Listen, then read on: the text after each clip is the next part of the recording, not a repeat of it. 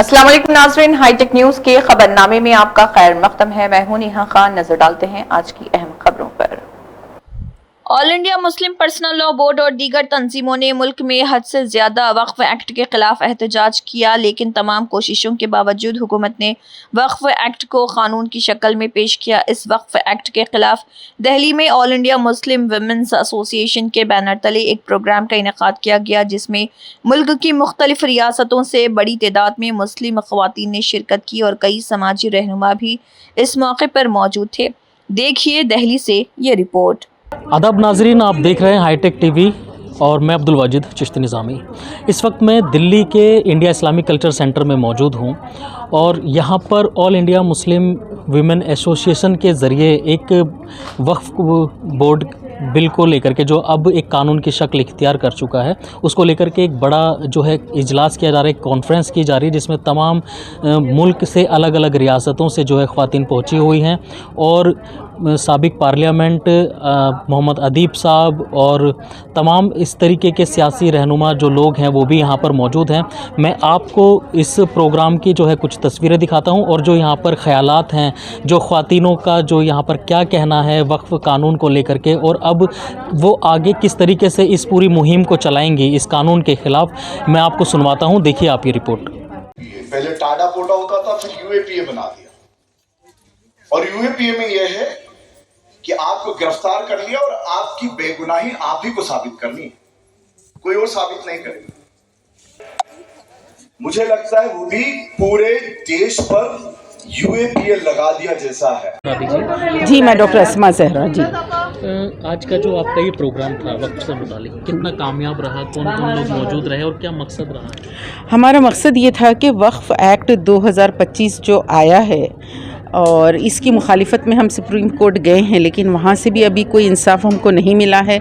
साथ ही साथ उम्मीद पोर्टल को जारी कर दिया गया है सरकार की जानिब से और उसमें रजिस्ट्रेशन कराने की बात कही जा रही, तो ऐसे लग रहा है जैसे हमारे ख़िलाफ़ जो ये क़ानून बना है और इतनी बड़ी जो नाइंसाफ़ी है इसको पूरी तरीक़े से दबा दिया जा रहा। दूसरे अहम इश्यूज़ को बहुत हाईलाइट किया जा रहा। तो हमारा फ़र्ज़ बनता है, हमारी ज़िम्मेदारी होती है कि हमारे जो मुद्दे हैं उसको हम हाईलाइट करें। तो हम इसलिए आज यहाँ पर दिल्ली में ख़वातीन की कॉन्फ्रेंस की और हमने बहुत सारे पार्लियामेंटेरियंस को, एडवोकेट्स को, सोशल एक्टिविस्ट को दावत दी कि वो लोग आएँ और इस कम्युनिटी के सीरियस और अर्जेंट इशू को एड्रेस करें। किस तरीके से इस मूवमेंट को चलाया जाएगा? सबसे पहले तो अवेयरनेस है, लोगों में बेदारी हो, क्यों ये हानिकारक है, नुकसानदेह है, ये बताया जाए। और इसके साथ साथ जो हमारे मुल्क में दस्तूरी हुकूक़ हैं, कॉन्स्टिट्यूशनल राइट्स हैं, इसके बारे में उनको एम्पावर किया जाए, ताकि हर जगह, चाहे विलेज लेवल पे हो, डिस्ट्रिक्ट लेवल पे हो, लोग अपने अधिकार, अपने हुकूक़ के लिए एक जमहूरी कोशिश करें। लेकिन अब वक्फ एक्ट तो रहा नहीं, वो कानून की शक्ल इख्तियार कर चुका है, उसके बावजूद अब कितनी तादाद में या कितनी हिम्मत के साथ इसको आवाज़ को बुलंद करना पड़ेगा? देखिए, सारी चीज़ें जागरूकता और अवेयरनेस से होती हैं। जब लोग अवेयर होंगे तो फिर वो अपनी चीज़ के बचाव के लिए कोशिश करेंगे। तो पहला स्टेप तो अवेयरनेस है और वो हम कर रहे हैं। इस कॉन्फ्रेंस से हमने उनको एम्पावर भी किया है कि उनके क्या राइट्स हैं और किस तरीके से ये एक्ट हमारे लिए नुकसानदेह है। अभी ये बड़ा लॉन्ग टर्म एक बहुत पीसफुल स्ट्रगल है जो हमको मुस्तकिल करते जाना पड़ेगा। ये मैसेज को पूरे गाँवों में, देहातों में, डिफरेंट स्टेट्स में ले जाना होगा, ताकि हर सतह पर यानी जो एरिया है, लोकेलिटी है, वहाँ एम्पावरमेंट हो और लोग अपने मसाजिद की हिफाजत, अपने औक़ाफ़ की जायदादों की हिफाजत की पूरी कोशिश करें। आज इस प्रोग्राम में कहाँ से जो है ख़वातीन मौजूद रही, किस स्टेट से? पुरानी दिल्ली से, नई दिल्ली से, यहाँ की लोकल बहनें रहीं। इसके साथ महाराष्ट्र से, यूपी से, मध्य प्रदेश से, बिहार से और राजस्थान से ख़वातीन आई थी, आज हैदराबाद से। जी, और कुछ कहेंगी? नहीं, बस मैं ये कहना चाहूँगी कि देखिए, हमारी अपनी लड़ाई हमको लड़ना है, हमारी आवाज़ हमको खुद उठाना है, हमारी जो तकलीफ़ है हमको खुद को बताना है। हम इंतज़ार में बैठे नहीं रह सकते। हमारे बच्चे, जो हमारी नस्लें, फ्यूचर जनरेशन है, उनके फ्यूचर के लिए, उनके इकनॉमिकल, एजुकेशनल एम्पावरमेंट के लिए आज हमको कोशिश और मेहनत और कुछ कुर्बानी भी देनी होगी। अब आज एक कसीर तादाद में जो है ख़वातीन रही और वक्त के मुद्दे को उठाया है आपने, क्या मकसद है और क्या मांग है आपकी? मकसद तो हर एक जानता है, हर औरत जानती है, हर मर्द जानता है کہ ہم وقف کے خلاف کر رہے ہیں، اور آج تو یہ اکٹھا ہوئے ہیں یہاں صرف اس لیے کہ ہم نے، اور ڈاکٹر اسما اس میں ہمارا جو گروپ ہے اس میں ضرور سب کا نام لوں گی، اس میں ڈاکٹر اسما سب سے پہلے، اس کے بعد زینت مہتاب ہیں، اس کے بعد افروز ہیں، اس کے بعد شاداب ہیں. یہ ہم لوگوں نے گلی گلی کوچہ کوچہ ہر جگہ ہم نے چھوٹے چھوٹے اجتماعات جسے کہتے ہیں کارنل میٹنگز کیے اور لوگوں کو بتایا، لیکن کیونکہ اکثر عورتوں کو پتہ نہیں تھا کہ وقف کیا چیز ہے اور ہم کیوں اس کے خلاف کر رہے ہیں، تو ہم ان کو بتائے. اب اسی وجہ سے یہ سب جو مجمع آیا ہے یہ سب سمجھ بوجھ کے آیا ہے، وہ بالکل جاہل نہیں ہے. اب وہ ہم ان سے امید رکھتے ہیں اور انشاءاللہ وہ لوگ کریں گے کہ یہ آگے اس چیز بڑھائے.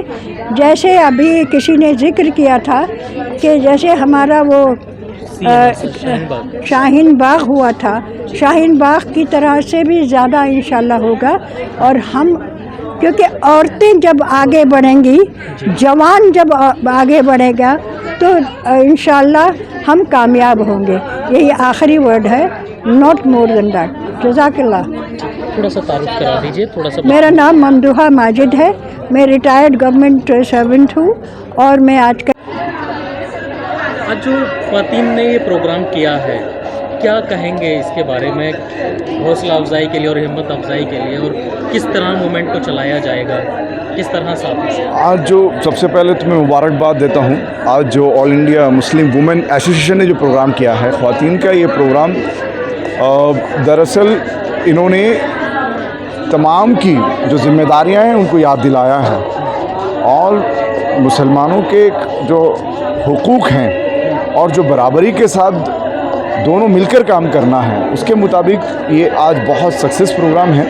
اور وقف موومنٹ پہ یہ ایک اور سرکار کے، کیونکہ آج لاسٹ پارلیمنٹ سیشن ہے اور یہیں قریب میں پارلیمنٹ ہے جہاں یہ پروگرام ہو رہا ہے، اور ان کے ایوانوں تک یہ بات پہنچانا اس پروگرام کا خاص مقصد بھی تھا کہ آپ خیال رکھیے شاہین باغ آج بھی زندہ ہے، اور شاہین باغ کے لیے پورا انڈیا ہی شاہین ہے.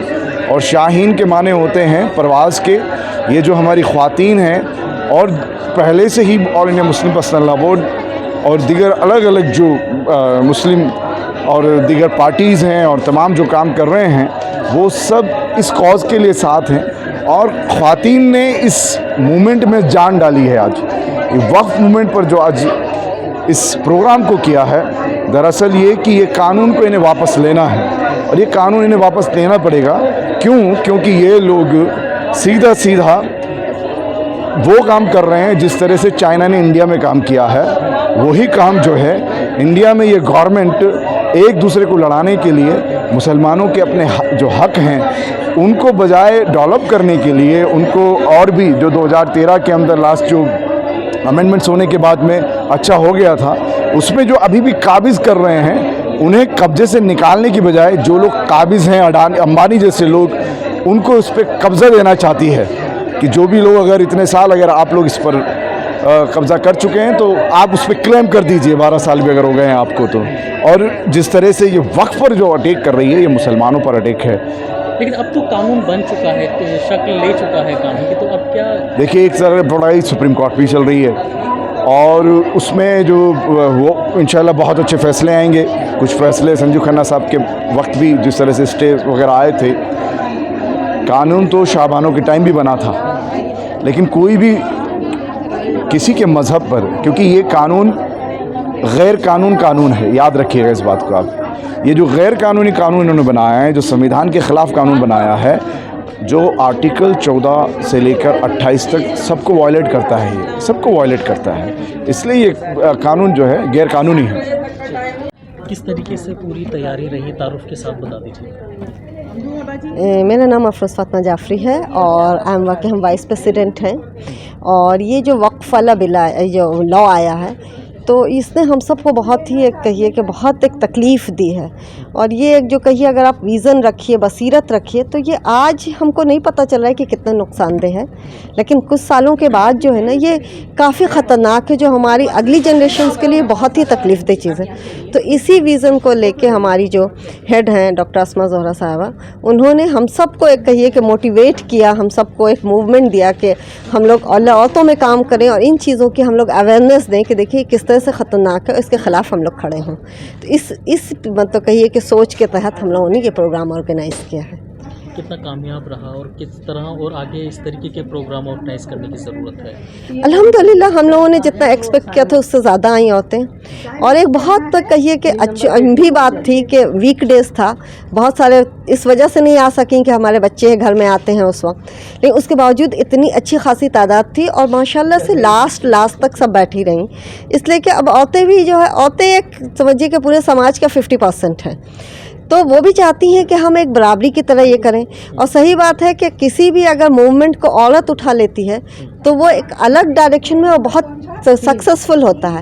ایک مرد اٹھاتا ہے تو وہ صرف ایک موت تک رہتا ہے, وہ اپنے دوستوں میں بولتا ہے, لیکن ایک عورت لیتی ہے تو اپنے بچوں کو کرے گی, وہ محلے میں کرے گی, وہ اس کے پاس وقت بھی ہوتے ہیں تھوڑے, تو بھائی آپس میں گپ ہوتی ہے, فون پہ کالز ہوتی ہے, تو اس طرح سے وہ موومنٹ زیادہ کامیاب ہوتا ہے جس میں عورتیں انوالو ہو جاتی ہیں. ابھی تک جو ہے All India Muslim Personal Law Board کافی احتجاج کیا ہے, کافی ملی تنظیموں نے آواز اٹھائی ہے, اس کا کوئی اثر تو ہوتا ہوا کہیں نہیں دیکھا سرکاروں کے اوپر. تو اس کے جواب میں دوں گی. جی, میں اس کے جواب یہ دینا چاہتی ہوں کہ All India Muslim Personal Law Board نے کبھی عورتوں کو کا زیادہ موقع نہیں دیا تھا.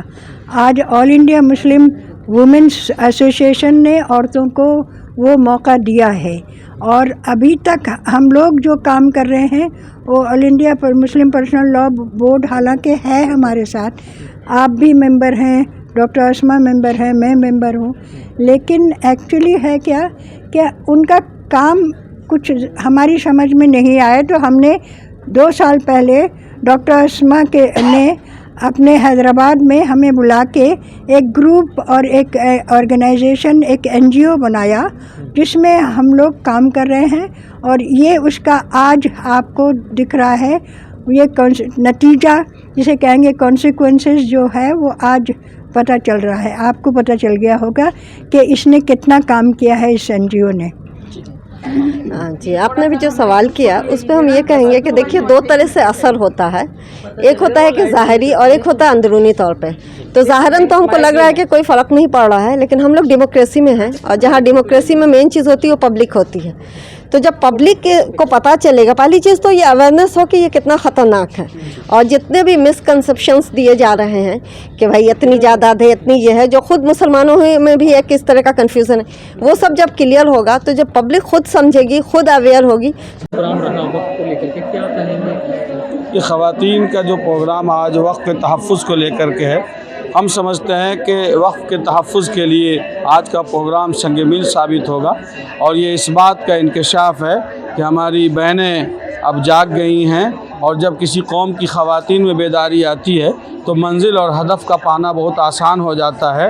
سو آل انڈیا مسلم وومن ایسوسیشن کی طرف سے جو پروگرام ہوا ہے, ہم سمجھتے ہیں کہ تحفظ خواتین, وقت اوقاف کے تحفظ کے لیے اور خواتین کے حقوق کے تحفظ کے لیے بہت ہی قابل مبارکباد قدم ہے, اور بہت بہتر ثابت ہوگا انشاءاللہ.